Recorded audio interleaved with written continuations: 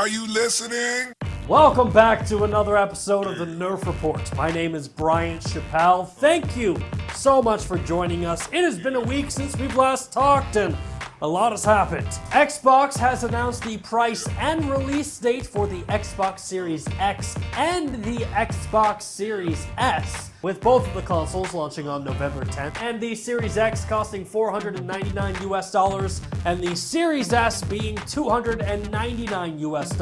Nintendo announced Hyrule Warriors Age of Calamity, and Call of Duty Black Ops Cold War dropped a brand new trailer teasing multiplayer along with the return of zombies. But despite all of that, for this week's episode, I want to talk to you about Apple, who currently finds themselves in the midst of two legal battles, which both directly impact the world of gaming. The first of which has probably been talked to death by now, but it's the battle between Epic Games and Apple over Apple's 30% cut on all iOS store purchases, which has resulted in Apple banning Fortnite from the iOS store. And the second battle is the war that the platform finds themselves in the midst of with cloud gaming platforms like Google Stadia and Microsoft's project xCloud. Now, for the sake of time, I really want to dive into that second battle because cloud gaming is quite possibly the next big trend for the world of video games. For example, you've probably heard of cloud gaming platforms like Stadia, GeForce Now, or xCloud. However, there are currently 27 different companies trying to make their name in the cloud gaming market. In fact, according to the Newzoo research firm, the cloud gaming market currently equates for an estimated $170 million in revenue. However, cloud gaming is expected to hit $4.8 billion by the year of 2023. And just to explain how insane that growth is, if you take the current revenue of nearly $200 million and times it by 5, that gives you $1 billion. So in order to hit that 2023 estimate, you would have to take our 2019 number and times it by 25, which is a ton of money. So why doesn't Apple allow video game streaming platforms like xCloud or Stadia on their devices? Well, their argument is that game streaming apps are in direct violation of the App Store's terms of services, as there is no way for Apple to review, approve, or monetize the games that are being played on the cloud streaming services. And that right there seems to be the major issue. You know, platforms like xCloud and Stadia offer existing libraries of video games behind monthly subscriptions. And while you can certainly buy games on both platforms, Apple is unable to capture their 30% cut as the purchase is happening outside of the iOS app ecosystem, which has kind of left us in this awkward stalemate with none of the companies wanting to budge first. At least that was up until this week, when Apple updated their App Store terms of services to allow for game streaming platforms like Stadia or xCloud to exist. And we use the word allow very lightly because Apple has a very different definition of allow than we do. Because on Friday, Apple updated their App Store guidelines to permit streaming services as long as they adhere to all the guidelines, which include things like each game must be submitted for review, each game must have its own individual app on the App Store, games must allow for parental control apps to track users' data, and finally, all games offered in a streaming game service subscription must be downloaded directly from the App Store. So clearly, there is a lot to unpack there, but to sum it all up, Apple just responded to the community's outcry for streaming services like Stadia with a big whopping serving of, "That's cool, bud, but you'll get what we give you." But what I find really interesting about this is a ton of gamers are responding to this as if it means that Stadia or xCloud can finally be allowed on the iOS store. But let's be clear, this is very much not the case. Like, take xCloud. Very soon, subscribers to Xbox Game Pass will have access to xCloud. And with that, they will have access to a revolving library of over 200 plus games. Anytime Microsoft wants to add a game to the offering, they have to submit it to Apple for approval. And on top of that, Each game must have its own individual app on the App Store, meaning that developers and Microsoft will be responsible for not only updating the Xbox Store listing, but also making sure that the iOS listing is up to date as well. Which raises the really awkward question, if a developer wanted to have their game on the iOS Store, don't you think it would have been there?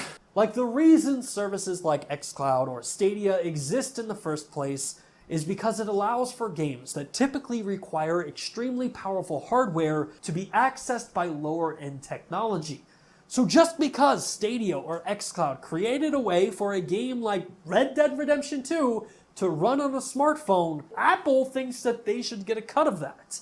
And because platforms like Stadia or xCloud made those advancements, Apple now insists that it's Stadia's duty to make sure that games are listed on the Apple App Store as well. Which brings us to what I think is the most egregious requirement out of all of these new guidelines. Games offered in a streaming game service subscription must be downloaded directly from the App Store. Okay, Apple. Now, clearly, this is Apple not understanding how cloud gaming platforms work, because in the case of Stadia and xCloud, downloads aren't really a thing. But for Apple to have the balls to say any gamer who wants to play Red Dead or Assassin's Creed on Stadia has to download it from the App Store is just insane. Like, let's just ignore the fact that the average iPhone user probably doesn't even have enough storage on their phone to download a game in the first place, because like 90% of the phone's data is all photos and screenshots that you forgot to delete. It's okay.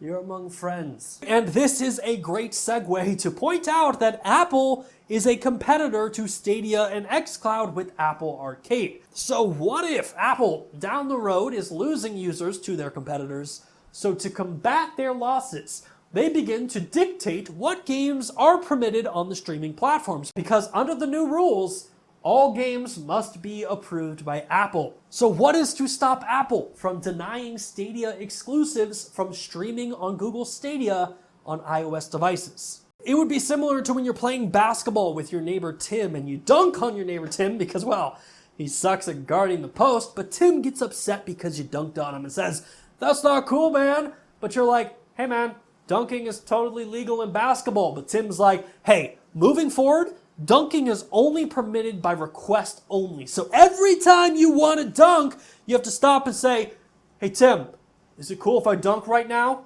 Meaning that Tim can now dictate the tempo and the rhythm of how the game is played. And I get it. That story sounds completely ridiculous. But so does a phone company dictating how streaming services can run their business. And sure, Apple claims that by having games listed on the App Store, it will be designed to prevent subscribers from having duplicate payments, along with ensuring that there will be no advantages given to subscribers over non-subscribers. But the fact is, what Apple is requesting is for xCloud and Stadia to completely rewrite their business plan when that very same business plan is working perfectly fine on other platforms. And that is why earlier I said this isn't going to change anything. Apple's new rules do absolutely nothing to help bring cloud gaming platforms to iOS devices. If anything, it gives them the opportunity to tell their investors and fans that, well, we tried to work with them, they just weren't willing to work with us. And even beyond that, the new rules are probably only there to prevent a new antitrust or monopoly case against Apple. Because let's not forget that Apple themselves filed patents in February of 2020 for a new cloud gaming system that would allow users to stream video games over the 5G network, similar to the way that Stadia or xCloud. So Apple's new guidelines throw a wrench in any arguments from Stadia or xCloud that the platform is preventing their services to allow for Apple's cloud service to get a head start. And if you're an iOS user, I get it. This totally sucks. Seeing Android users being able to enjoy playing their video games on Stadia or xCloud when Apple has just buried their heads in the sand and are refusing to budge even an inch is extremely frustrating. And it's frustrating for me because really the only solution that I have for people who want to play Stadia is, well, sell your iPhone and buy an Android, which is what I did back in early 2019. And as a longtime Apple user, please trust me when I say this. It is not a hard transition to make.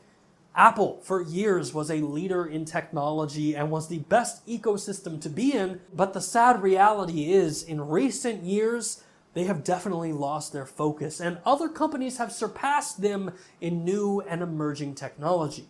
And if anything, this whole cloud gaming versus Apple argument is just proof that the company refuses to admit when they are wrong. Cloud gaming is clearly the future.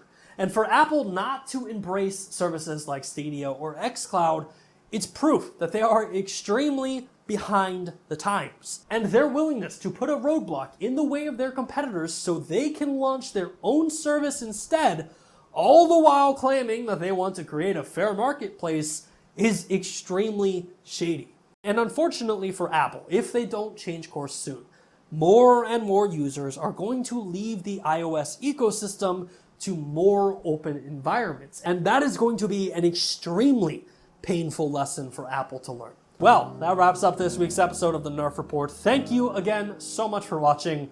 Until next week, stay safe, everyone. Hey, thanks again for checking out our channel. Are you like the thousands of people in the comment section down below wondering why does this channel have so little subscribers? Well, you can fix that today by subscribing to the channel, liking the video, commenting, and sharing it with your friends, which I know sounds like a lot, but I feel like our channel is worth it.